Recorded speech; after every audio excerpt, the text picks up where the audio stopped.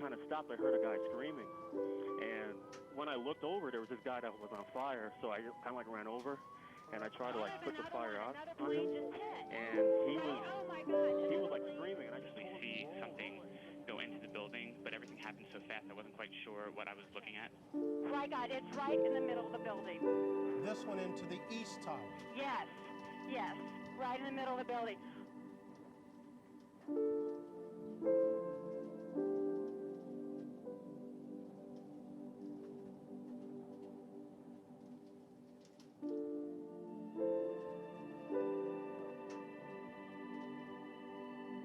I felt that people were very inviting, warm, and interested in who you are and where you've come from. But this time I think I was scared. I was scared because I felt that it is very easy for somebody to put a bullet in your head. I never knew something like this could happen. Because, like when I came from Kenya, when I came here, I thought I was in heaven, seriously. It was my grandfather who moved to Kenya in the late 1800s as part of the British Empire that both colonized India and Kenya. At the time that I moved, Kenya was going through a little transition politically, and so people at that time felt that it might be a good option to have some of their family members move out to a safer country. I think it was more of a curiosity in this country. Why do you wear a turban? Why do you look the way you are? Not in a way that made me feel necessarily looked at in a bad way. So Sikhism is the 5th largest religion in the world. What we really believe in is being honest. We do believe that it's important to give back. And yeah, we don't believe in cutting our hair. We have a very distinct external identity. Sikhs stand out so beautifully, when they were wearing a turban. Everybody knows this guy is a Sikh. You can recognize a Sikh from anywhere. I was getting ready to go to my rounds at the hospital, and I usually listen to the news in the morning, and I saw those very terrible images of the planes going into the World Trade Center. It's interesting that my first concern was, oh my God, what's going to happen to people who are of color? Right after 9/11, we started seeing images of somebody that looked very closely to what our fathers looked like, what our uncles looked like. We saw Osama bin Laden with a long beard. He was wearing a white turban that resembled quite closely to ours. And so as soon as we started seeing these images in the media, we knew that there was going to be backlash, not just on the Sikh community, but also on the Muslim community. The 9/11 was very, very important to shake everybody all over the world, like the news and all that, Things like that have happened, like bombing has happened in Kenya as well, in the embassies in Kenya, but nothing was related to hate crime. See, all this hate crime, everything came up after 9/11. I remember how it became a time where you had to show your patriotism.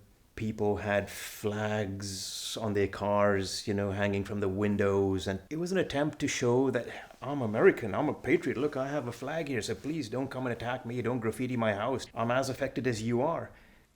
Balbir Singh Sodhi was the first Sikh American that was killed after the 9/11 events. His killer, came to the gas station and shot him from behind, and obviously said some very hateful things while he was doing that. Everybody was very, very scared, but that tragic moment when Balbir Singh Sodhi died, that really shook us to the core. It was just like a normal day, for me to go and open the store. I'm leaving Del Mar and getting onto Miramar. And I stopped the car. They opened my door, and I think they had something in their hand, but I couldn't see the knife or the blade. So the first thing they said, this is what you get for what you've done to us. I saw those two people coming from behind, but I thought they were just other bikers, And when they came and stood by me, I thought they were they were passing by. So I got myself under the steering wheel, and I think they just gave me 2 cuts here.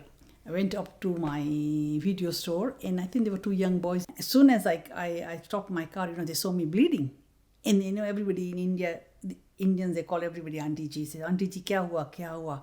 So I told them, and then they took me to the hospital. In the weeks following September 11, spent a lot of time at home, didn't go out that much, pretty much home to work and then back.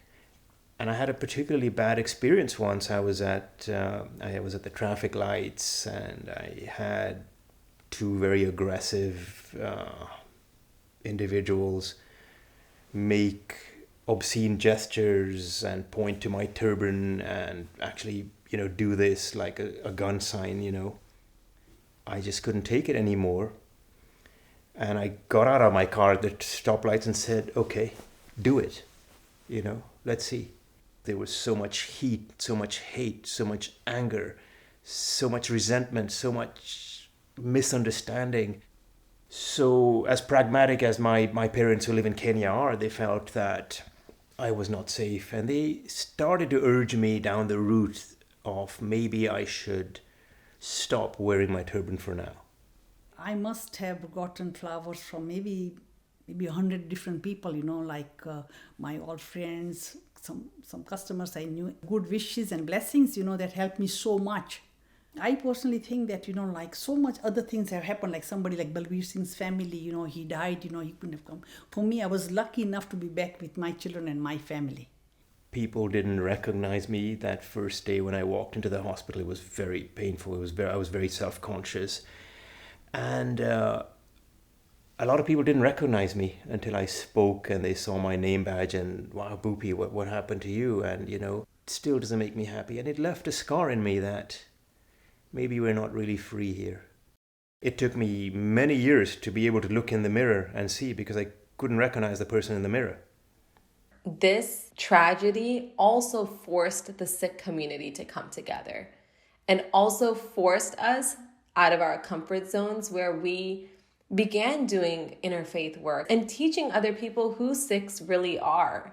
And I remember very distinctly, and this was when this beautiful organization, the Sikh Coalition, took birth, is when they had to stand up and help educate the community. And a lot of people said we should actually make it clear, we should educate the public that we're Sikhs, we're not Muslims. And I felt myself being pulled into that for a while, that, let me make it clear, Sikhs, the guys with the turbans, they're the good guys, they're from India, they're not from the Middle East. And the first thing the Sikh Coalition, I remember distinctly, they said, our mission is, we are never, ever going to say us and them. We are all together. I do hope that we can start moving in that direction, where we are training educators, teachers, school districts to make sure that this part of history is not lost. And I do urge a lot of our parents and even parents that are my age to make sure that you teach your kids what you went through in school when 9/11 was happening. We have to understand that, like there could be some other people who still have that thing in their hearts, that, they still hate brown people, or they're hating Muslims, or they're hating Sikhs, The hate has ramped up again over the last few years, not just for brown people, for anyone who's a minority, whether it's the Jewish community, whether it's the Muslim community, whether it's the black community. It seems like over the last few years we are going backwards. We're all Americans. But you wonder, are some people more American than others?